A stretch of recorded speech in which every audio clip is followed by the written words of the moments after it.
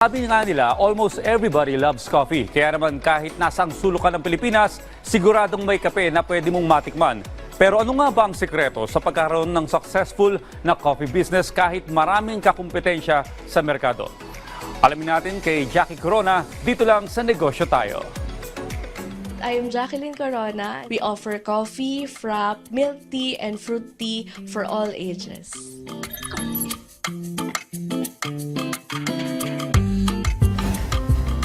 Una po, sa totoo lang, gusto lang po naming magkakaibigan na mag-franchise.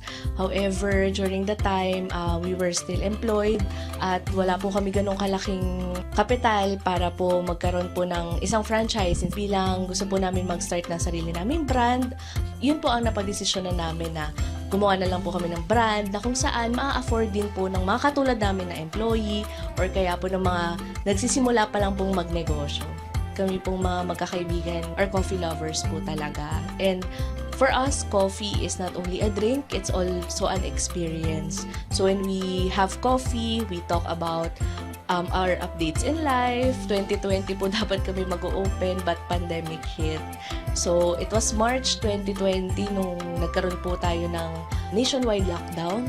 But during the time, we already have all our ingredients, all our equipments. So nasa amin na po lahat. So we were thinking na syempre lockdown po, so hindi kami makakapag-construct in the mall.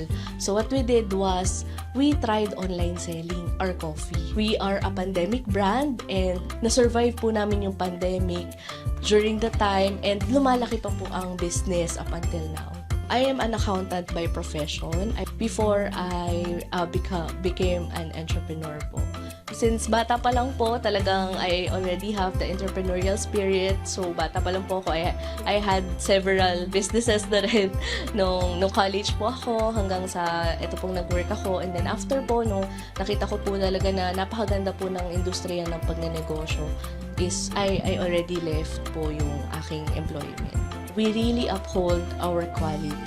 Kasi kahit po marami nang naglalabasan ngayon ng mga coffee shop, we make sure na yung kalidad po ng serbisyo namin at ang produkto namin is hindi po nagbabago from the time na nag-open po kami hanggang ngayon. Ever since po na nag-business ako, since I'm doing what I love, sabi nga nila, do what you love and you won't work a day in your life. So araw-araw po, there's new challenges. Araw-araw po may mga, of course, problema tayong kakaharapin. Pero at the end of the day po, yung satisfaction po na nakakatulong tayo sa mga tao, nakakatulong tayo sa mga gusto din magnegosyo, at na nakakatulong po tayo sa mga empleyado po natin. So ang naging impact po nito sa buhay ko is, of course, apart from financial stability, is yung nagkaroon po ng purpose yung ginagawa ko. At doon po sa mga gustong magnegosyo, for as long as na passion nyo po at gusto nyo po yung ginagawa ninyo, kahit anong industry naman po yan, is for sure magpo-prosper. With the right amount of dedication and perseverance po, kakayanin ninyo pong masimulan yan. Sa lahat po ng gustong magnegosyo, huwag po kayong matakot magsimula and to start small. Because lahat po ng malalaking businesses is nag-start din po sila sa maliit. Kaya naman tara, negosyo tayo!